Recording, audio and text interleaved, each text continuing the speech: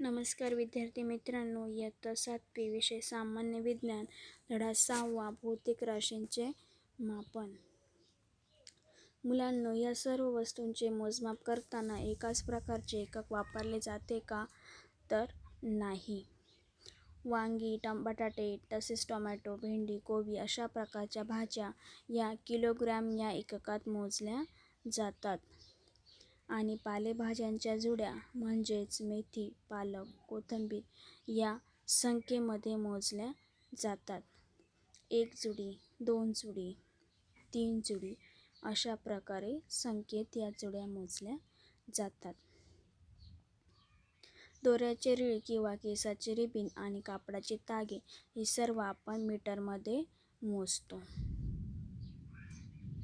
कोणत्याही प्रकारचे द्रव पदार्थ तर हे लिटरमध्येच मोजले जातात. उदाहरणार्थ दूध, त्यानंतर पाणी, तसेच बाटलीतील कोल्ड्रिंक हे देखील कशात मोजले जातात?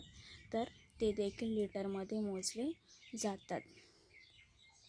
सोन्याची शुद्धता ही कॅरेटमध्ये व्यक्त करतात आणि 24 कॅरेट म्हणजे 100% शुद्ध सोने हे असते. पूर्वीच्या काळी ते तोळ्यामध्ये मापले जाई. आता आपण त्याचे मापन हे ग्रॅम, मिलीग्रॅममध्ये करतो. विविध वस्तूंचे मापन करण्यासाठी विविध एककाचा वापर केला जातो. उदाहरणार्थ मीटर, लिटर, ग्रॅम, मिलीग्रॅम तसेच किलोग्रॅम. दैनंदिन जीवनात वेगवेगळ्या वस्तूंचे आणि पदार्थांचे मापन केले जाते.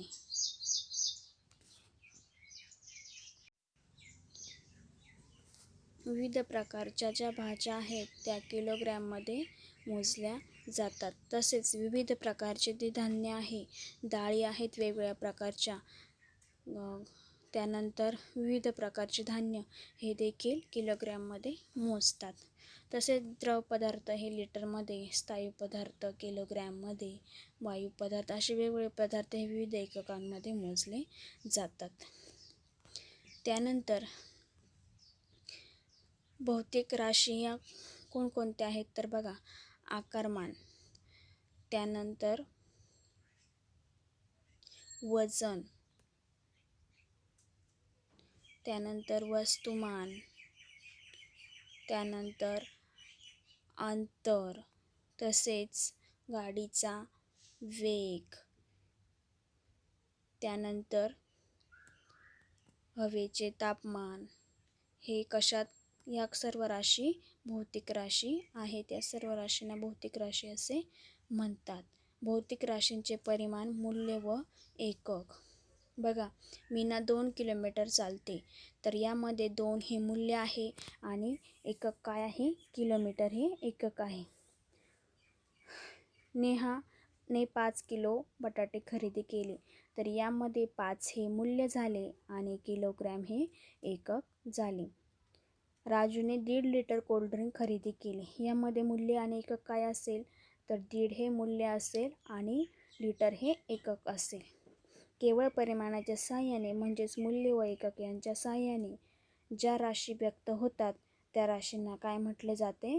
अदिश राशी असे म्हटले जाते. या राशी व्यक्त करण्यासाठी दिशेची आवश्यकता नसते.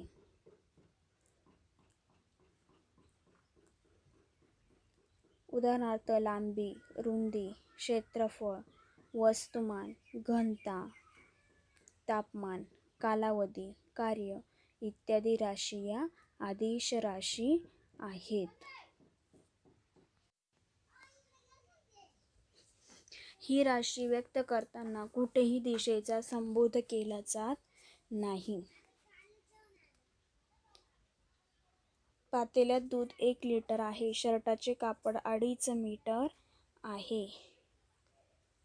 तसेच बाजारामध्ये मटार 40 रुपये किलोग्रॅम आहे.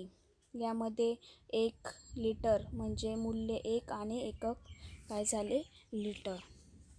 या सर्व उदाहरणात केवळ मूल्य व एकक यांच्या साहाय्याने अदिश राशी दर्शवतात. परिमाण व दिशेच्या साहाय्याने सदिश राशी दर्शवतात. त्यामध्ये दिशेची आवश्यकता असते.